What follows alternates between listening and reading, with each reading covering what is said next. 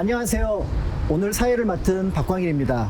여러분들과 함께 종로의 대표 관광 프로그램인 종로의 이야기꾼 정기수 프로그램을 시작하도록 하겠습니다. 오늘 함께 해주실 정기수는 문학평론가인 허희 선생님입니다. 안녕하세요. 네, 안녕하세요. 오늘 이제 여러분들과 얘기를 나눌 게 종로에서 만난 근대 문학가 이야기거든요.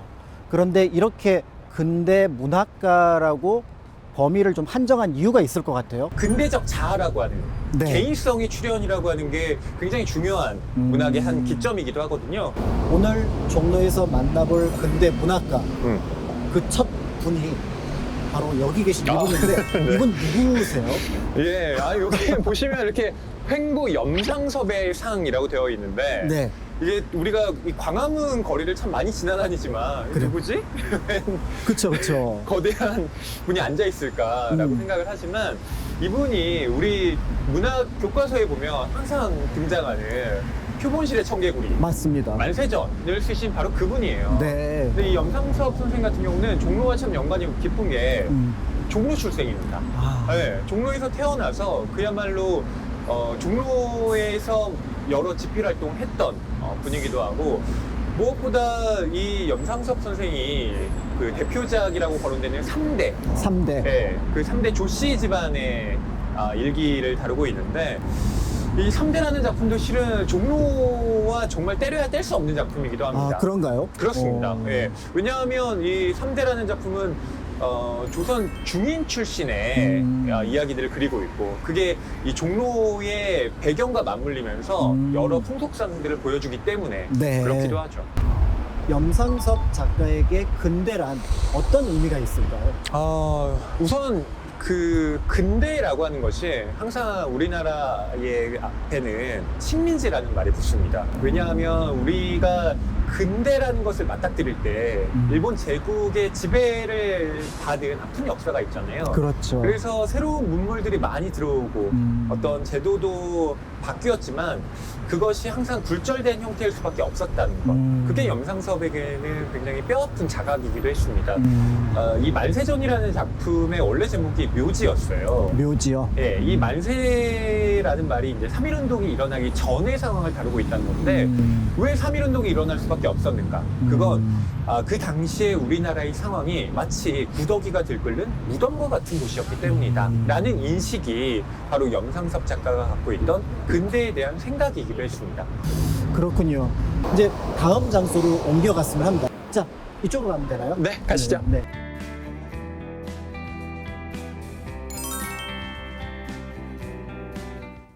자, 이번에 저희가 찾은 장소는 아까 시인이라고 말씀을 하셨거든요. 바로 박인환 시인입니다. 박인환. 댄디 하면 떠오르는 바로 그 시인인데요. 세련됨. 그렇죠. 이 박인환이 뭐라고 이야기를 했냐면, 여름은 통속이고 거지다 이렇게 이야기했어요. 근데 왜 그런가 하면 여름에는 멋내기가 힘들잖아요. 그래서 가을이나 겨울이 와야 뭐 코트도 입고 머플러도 하고 모자도 쓸 거 아니냐, 이런 식으로 굉장히 멋을 중시했던 시인입니다. 그렇다면 박인환 시인하면 진짜 목마숙녀로 유명한데 그의 시세계 그리고 근대 이런 것들을 어떻게 연결해서 볼 수 있을까요? 이 목마숙녀의 첫 구절이 네. 한 잔의 술을 마시고 우리는 버지니아 울프의 생애와 목마를 타고 떠난 수녀의 옷자락을 이야기한다 로 시작을 하는데, 이 버지니아 울프도 참 안타깝게 스스로 목숨을 끊은 문인이기도 하고 여러 가지 또 아픈 사연을 가지고 있기도 한데, 박인환에게 있어서 이제 근대라고 하는 시기, 또 박인환 네. 시인은 전쟁, 6.25를 겪은 사람이기도 했거든요. 네. 그렇기 때문에 이 근대를 통과한다는 것 자체가 굉장히 힘겹고 술이 아니면 견디기 좀 힘든 그런 시대로 여겨지지 않았을까 싶어요. 뭐 시인하면 흔히 이제 낭만성을 떠올리잖아요. 네. 갑자기 뭔가 영감을 딱 받아서 일필휘지로 시를 써내려가는, 근데 그것의 전형이 박인환이기도 했습니다. 그러니까 어떤 시인의 감성이라고 하는 게 늘 충만해 있던 상황에서 어떤 네. 특별한 계기를 만났을 때 빛을 번쩍 네. 하고 발했던, 근데 그 모습의 전형을 보여줬던 분이 바로 박인환 시인이라고 네. 볼 그리고 수가 아까 또 횡복 염상섭과도 연관이 있는 게 네. 제가 자꾸 술을 강조하게 되는데 이분이 술을 마시지 못하는 문희는 내 선배의 자격이 없다 이렇게 얘기를 하기도 했습니다. 어쨌든 우리가 알고 있는 어떤 역사 이런 것들과 또 별개로 문학가들의 어떤 세계를 이런 얘기를 통해서 들여다볼 수 있는 게 굉장히 흥미롭기도 한데요. 네, 그러면은 정지용 시인을 만나러 다음 장소로 옮겨 가도록 하겠습니다.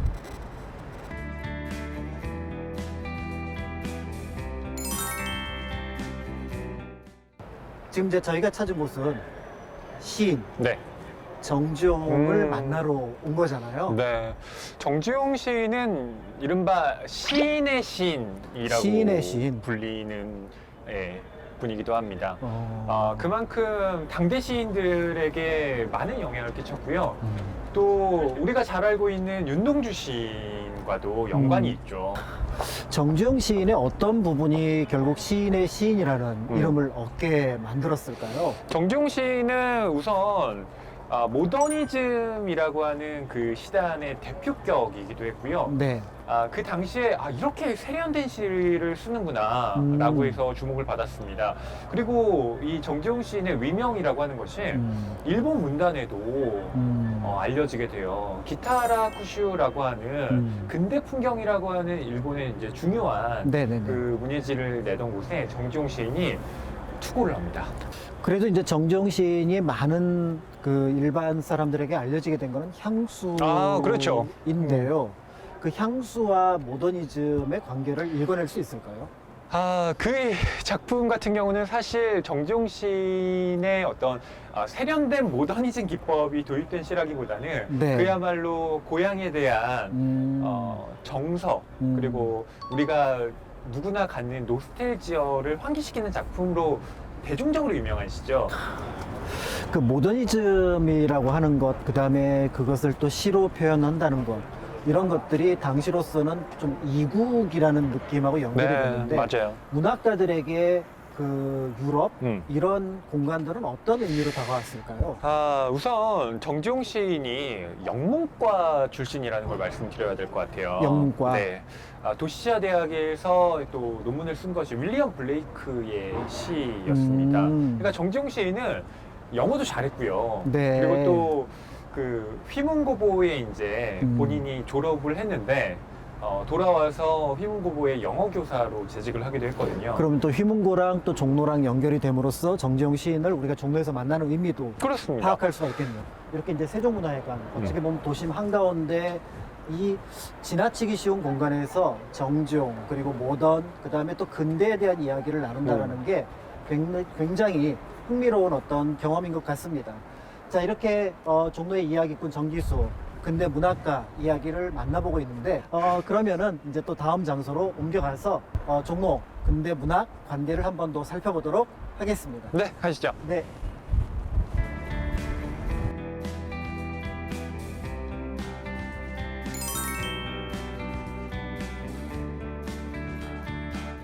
자, 지금 저희가 찾은 곳은 여관이죠. 이 보안여관이 1930년대에 운영이 되는데요. 네. 1936년에 서정주 시인, 그리고 김동미 작가, 함영수 시인 등이 모여서 시인부락이라는 동인지를 냅니다.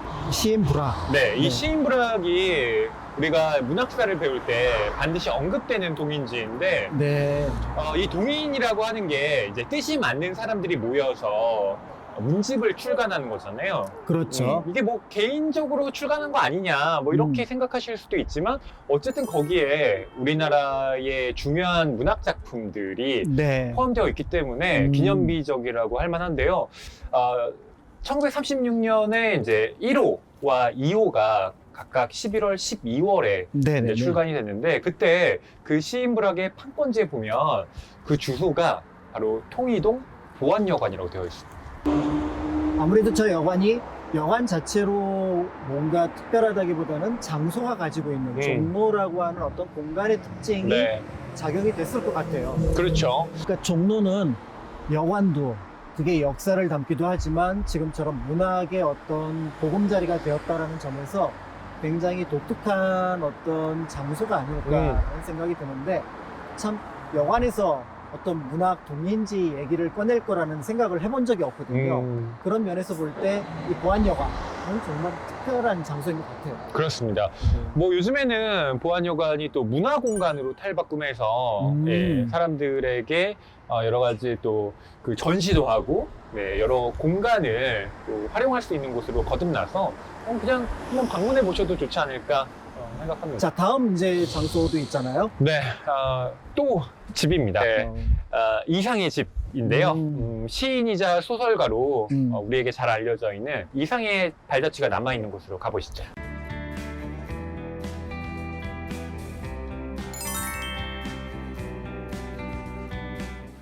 지금 저희가 찾아온 곳이 이상의 집이에요. 이상의 집이 실제 이상의 집이었습니다. 물론 그런가요? 본인의 명의는 아니었지만 이곳이 이상이 양자로 입양되었던 큰아버지의 집터예요. 근데 집이 좀 작은데요. 그러니까 지금은 좀 작은데 당시에는 300평 정도가 되는 넓이였다고 합니다. 그렇군요. 네. 네. 이 이상 같은 경우는 종로하고 참 인연이 깊은데 우선 이상이 종로의 사직동에서 태어났고요. 네, 또 종로에서 쭉 성장을 했기 때문에 뭐 종로하면 곧 이상 뭐 이런 대칭이 뭐 어울릴 문인이기도 합니다.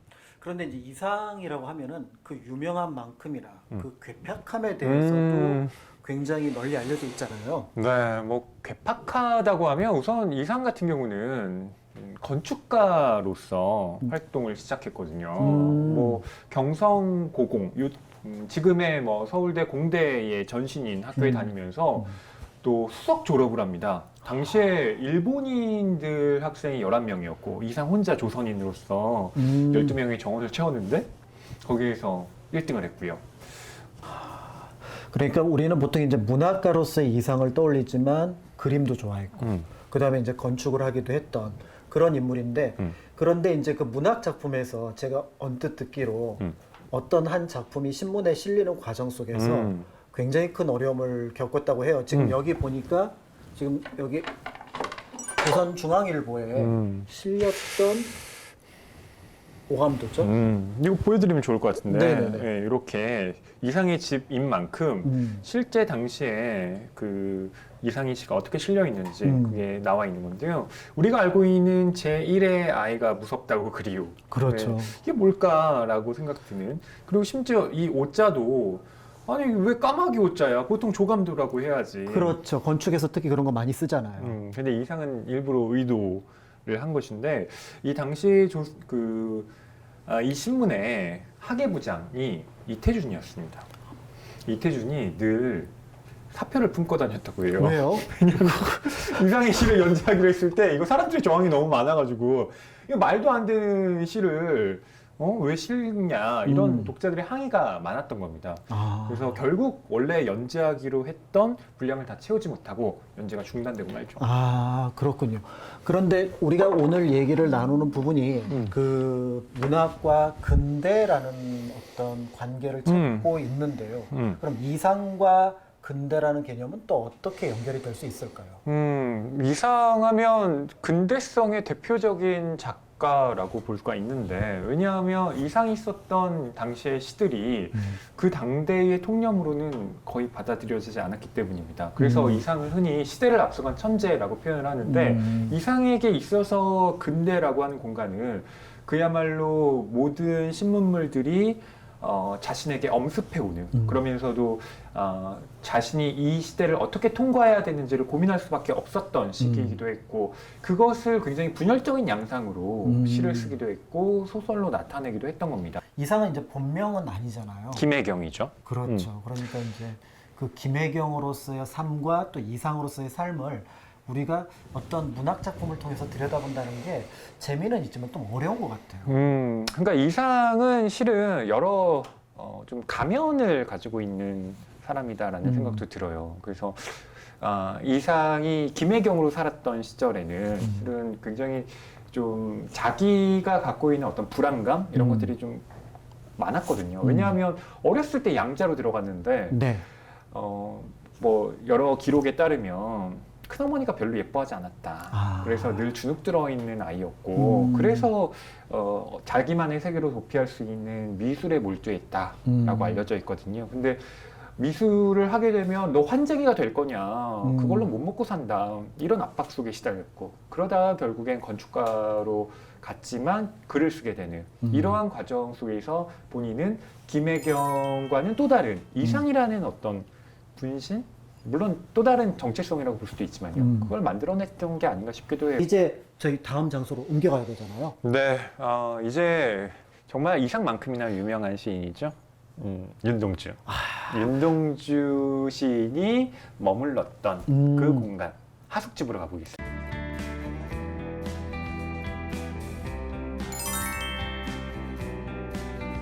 이제 저희가 골목을 한참 걸어 올라왔어요. 네. 이 장소가 윤동주 하숙집 터라고 되어 있는데요. 네, 윤동주 시인이 연희전문학교 재학 시절에 소설가 김송의 집에서 하숙을 했습니다. 그때 함께 있던 분이 이제 정병욱 선생인데 네. 이 정병욱 선생이 바로 윤동주 시인이 그 대학 졸업 전에 하늘과 바람과 별과 시를 묶었는데 그때 딱 세 권을 만들어서 한 네. 권은 자기가 갖고 네. 한 권은 이항아 선생에게 주고 나머지 네. 한 권을 정병욱 선생에게 줬습니다. 근데 왜 정병욱 선생이었을까를 생각해 보면 그 당시에 함께 살던 하숙을 했던 네, 하숙을 했던 절친이 바로 정병욱 선생이었기 때문이죠. 네, 윤동주 시인과 정병욱 선생이 여기서 이제 하숙을 하면서 그러니까 들리는 이야기로는 인왕산 자주 올라갔다 그런 얘기가 있었어요. 정병욱 선생 회고에 보면요, 윤동주 시인과 아침에는 저 인왕산 중턱까지 올라가서 산책을 하고 돌아와서는 청소를 한 다음에 학교에 갔다. 얼마나 부지런합니까? 그 걸음을 저희도 한번 밟아보죠. 네, 올라가보시죠. 가시죠. 네.